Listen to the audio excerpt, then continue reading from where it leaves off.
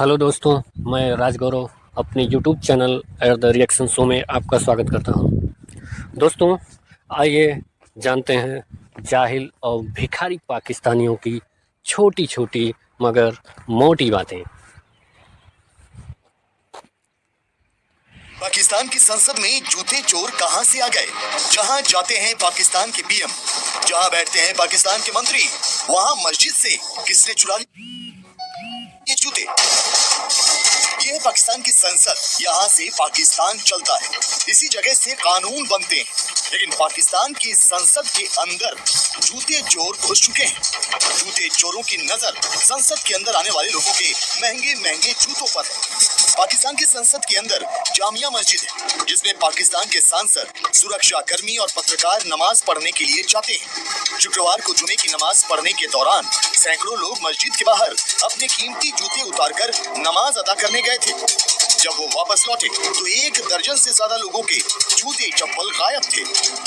इनमें पत्रकार, संसद के बड़े अफसर और कुछ सांसदों के जूते थे। पाकिस्तानी संसद में सुरक्षा का सख्त पहरा रहता है। अलग अलग सुरक्षा एजेंसियां पाकिस्तानी संसद की 24 घंटे सुरक्षा करती हैं।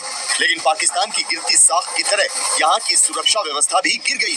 तभी तो अति सुरक्षित संसद से जूते चोरी हो गए, और वो भी 1 या 2 नहीं बल्कि 1 दर्जन। पाकिस्तानी संसद में जूता चोरी कांड ने एक बार फिर पाकिस्तानियों को अपने मुल्क की बेइज्जती करने का मौका दे दिया है।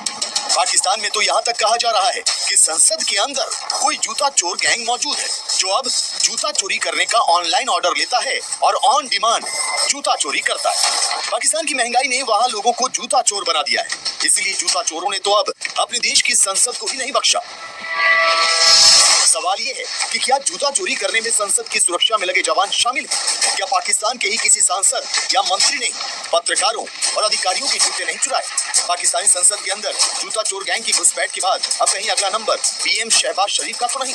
वैसे अभी तक पाकिस्तान भिखारियों से परेशान था, अब पाकिस्तान जूता चोरों से परेशान है। पाकिस्तान के रक्षा मंत्री ख्वाजा आसिफ ने संसद में जूता चोरी के पीछे भिखारी माफियाओं का हाथ होने की आशंका जताई। ख्वाजा आसिफ ने कहा है कि पाकिस्तान में भिखारियों की बढ़ती संख्या चिंता का विषय है। पाकिस्तान में राजनीतिक अस्थिरता के चलते बीते कुछ सालों में वहाँ की अर्थव्यवस्था चौपट हो गई, जिसकी वजह से वहाँ की जनता महंगाई और बेरोजगारी की मार झेल रही है। इन वजहों से पाकिस्तान की जनता ने 2 चीजों पर फोकस किया है, पहला भिखारी बनना और दूसरा जूता चोरी करना। पाकिस्तान में तो भीख मांगना एक बड़ा बिजनेस बन चुका है।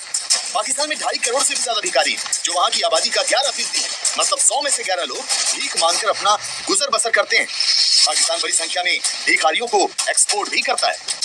सऊदी अरब, यूएई और इराक में पाकिस्तानी भिखारी पकड़े जा चुके हैं। दुनिया भर में गिरफ्तार होने वाले भिखारियों में से 90% लोग पाकिस्तानी होते हैं। वैसे दूसरे मुल्कों में जाकर भीख मांगना पाकिस्तानियों की पुरानी आदत है। जब उनके देश का मुखिया ही दूसरे देशों में जाकर हाथ फैलाता है, तो भला उस देश के लोग ऐसा क्यों ना करें? पाकिस्तान दुनिया के लिए किसी कॉमेडी सर्कस से कम नहीं है। कुछ समय पहले तक वहाँ गधा इकोनॉमी चल रही थी, मतलब गधों का बोलना। इंडिया को हम बिल्कुल नफरत की निगाह से देखते हैं, एज ए कश्मीरी। अच्छा, उसकी वजह उसकी जुल्म बबरियत, जम्मू में हमारे रिश्तेदार रहते हैं, उन पे बहुत ज्यादा है। मतलब हम नफरत करते हैं इस बात पे। अगर देखा जाए उनसे बात होती है, बिल्कुल बात होती है। उनको हर तरह की पाबंदी है बेचारों को। मतलब है कि आजादी से वो अपने खुले अल्लाह को भी याद कर सकते हैं। खाने को नहीं है दाने, अम्मा गई भुजाने। हैं, अपनी औकात तो देख नहीं रहा है और चला है इंडिया के लोगों को नसीहत देने। जाहिल, अपने यहाँ की हालात तो देख ले, जूता चोरी हो जा रहे हैं संसद में। हाँ साला कमीना।